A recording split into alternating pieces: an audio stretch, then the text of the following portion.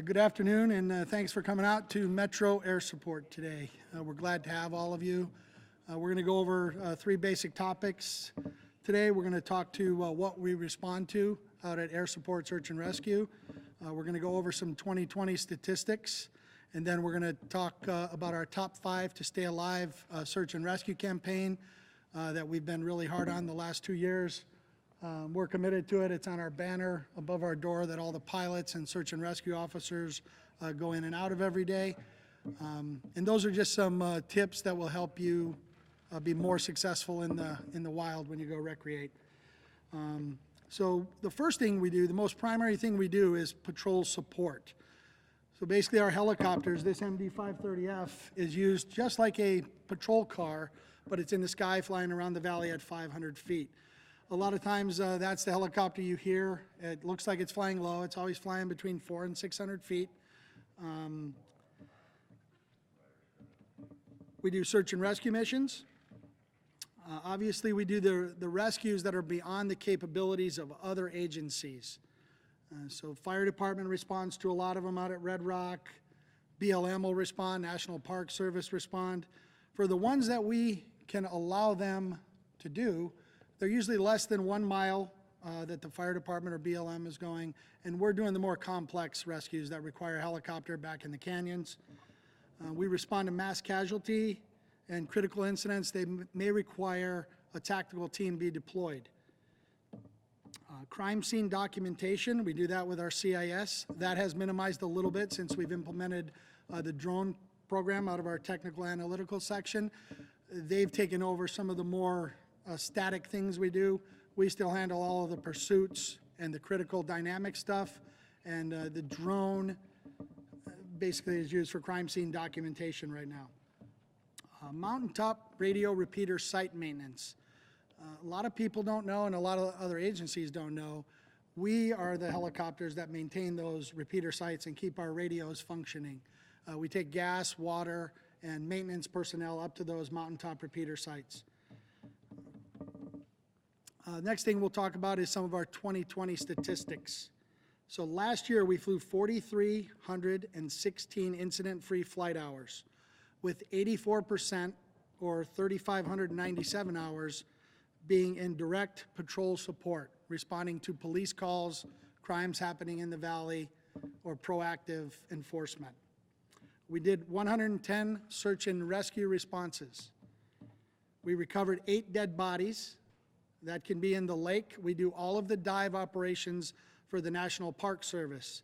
They will locate a body with their side scan sonar boats, and we are the ones that do the dive.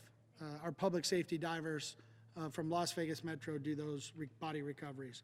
We do them on land as well in complex areas. If people fall off a cliff and die and they're not found for some time, we also do those body recoveries with the helicopters. We had 236 tactical medical responses for our SWAT team and other valley-wide SWAT teams, where our tactical medics respond as the medical team to handle any injuries or wounds that come up during those SWAT call-outs. Our patrol helicopter crews made 2,498 suspect observation and crime observations, contributing to 994 arrests via the helicopter. Last year in 2020, we averaged 22 calls per day in the helicopter. So it's quite a bit of work we're doing up there. Now on to our top 5 to stay alive, life-saving tips for in the wild. The most important thing seems pretty simple, and that is simply telling somebody where you intend to go hike or climb. And we recommend not going alone. Take somebody with you. Some of the rescues we have, people are out there alone. They didn't tell anybody where they go. Somebody finds a car, and we have to do a massive search in addition to the rescue we later have to perform. Checking the weather forecast is really important for the area you intend to hike or climb. If you know it's going to be windy, raining, snowing, you need to take that into consideration for how you prepare and what your skill level is. The third thing is to make sure to take food, water, and a first aid kit. You know, sometimes just a small backpack with food, a couple bottles of water, some granola bars, and a a real brief tape, first aid kit. That will suffice. It will get you through the night. Take the appropriate gear and minimal overnight provisions. Always plan when you go out hiking that something bad may happen and you may have to spend the night because you might not meet our criteria for responding on a night helicopter rescue. And the last thing is to have a light source, a charged phone, and to consider a personal locator beacon if you're doing very remote or very complex hikes or climbs where the area is not well known to a lot of people. It might be known to my team, but it might not be known to the average person. So nobody else will be able to come get you. Personal locator beacons can be bought at like Bass Pro Shops or something like that. Basically any electronics store will have them. It's a good tool to have if you do really extreme stuff. So with that, that's our basic presentation. Does anybody have any questions? When you guys go out to rescues, when people are, hiking, camping, all these things, what are some of the more common things that lead to the rescues, and how can people try to prevent? We basically go off of three things, right? People are either lost, stuck, or hurt. So they get lost, we go on a search for them, we try to get them back on trail. Sometimes we have to recover them in the helicopter, sometimes we can send a ground team on one of the ATVs, and we can get them back without having to deploy a helicopter.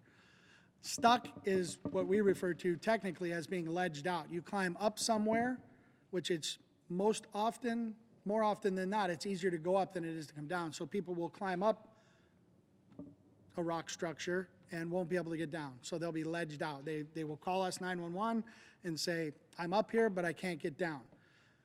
We evaluate those rescues on where the area they're stuck in, how dangerous that is to them. If they're on a 2-foot ledge, whether it's day or night, we're probably gonna come get you right away. If you're on a 10-foot, base and it's real nice and flat and you can put your tent up that you took your overnight provisions and you can wait till the morning, we will defer that since you're not injured. We will defer that to a daytime helicopter rescue so it's more safe for our pilots. And then injuries, we get ankle injuries, we get people fall, the cleats come out of the mountain and they fall 40 feet and they crack their skull. So we run the whole gamut from fatality to no injury, someone just being stuck, ledged out. And then all of the ankles, arms, broken legs, we do it all. You said 110 in 2020. Is that going up? Because it seems like Red Rock is packed all the time now. There's not a slow time. So are your call-outs going up? It's actually not. It's down right now, probably due to COVID. The parks were closed for a while, like about 8 months. The parks were closed completely, so people weren't allowed to go out there legally. Some people still went out there, but we've not seen a large increase. Yeah, we're actually seeing a big reduction from last year so far. We're only at 27 so far this year. But we have implemented, like I said, in the last 2 years, we've implemented a lot of proactive SAR, where those cards I have being handed out to you when we're done, we hand those out. We go to the parking lots. We have 2 search and rescue officers right now out hiking in Red Rock, Calico Basin, and they're handing out those cards to people to make sure everyone knows the basic things that can help you be successful when you go out to have a good time in the park. Anything else? What other things do you use to prepare for this season? Do you increase the amount of fuel you have? Do you increase the number of bandages? Do you just go through more reminder training or anything like that? Well, you have to remember, we're responsible for rescue, so we're always ready. All of my men assigned in the search and rescue section are in extremely top-level fitness, top level. Because, like I said when I was speaking earlier, we have to do the rescues that nobody else can do because we're the only helicopter rescue company in town. Nobody else has a rescue helicopter. The medevac helicopters are merely for transport from the scene to the hospital. They're not to go into the wild, the canyons, back in, and they don't even have a hoist on them. Like you see, this hoist is on the H-145 helicopter, the basket's there. They don't have that. So we're always ready, 24/7, 365, we're ready. And when no one else can get you, Las Vegas Metro Police has to get you. That's our job. We're required. The sheriff is responsible for that. And thankfully, Sheriff Lombardo knows the importance of the unit. And he was a prior section commander. He used to be in my position. And he really understands the importance of this unit. Compare this summer to 2 summers ago. What has COVID changed about your responsibilities and responsibilities of your team? Well, just protocol in the helicopter. We do have dispatch ask the questions. If you call 911, we will ask you if you have the symptoms. We do mask our victims up when our rescue team is down on the ground packaging them.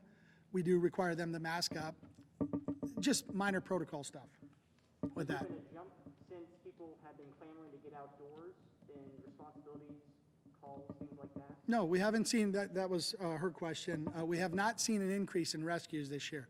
We're right on about schedule, and this is typically when we're coming into our busy season, spring and summer. So that's why we're here today, to give those tips out.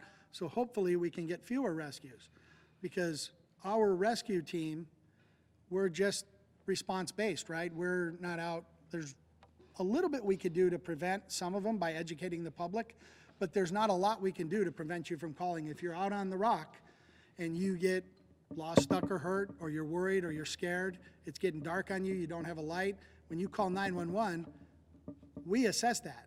Me personally, I assess that, and I decide how we're going to respond, when we're going to respond, and who's going to be in the helicopter when we do respond. So these calls, when people are out there and they need help at any time, they call 911, there's not a specific number for you guys? There's not. We want them to go through 911 because obviously, you know, Metro is the hub for all 911. Our dispatchers know our protocols, so they can screen some of those calls, and we might be able to send fire department first. Fire department gets out there. If they can handle it, it's less than a mile. It's not in any technical terrain, and they don't need us. If BLM and fire department can handle it, we're okay with that. When it gets beyond their capabilities, that's when we get the call, and then our dispatchers will notify us. All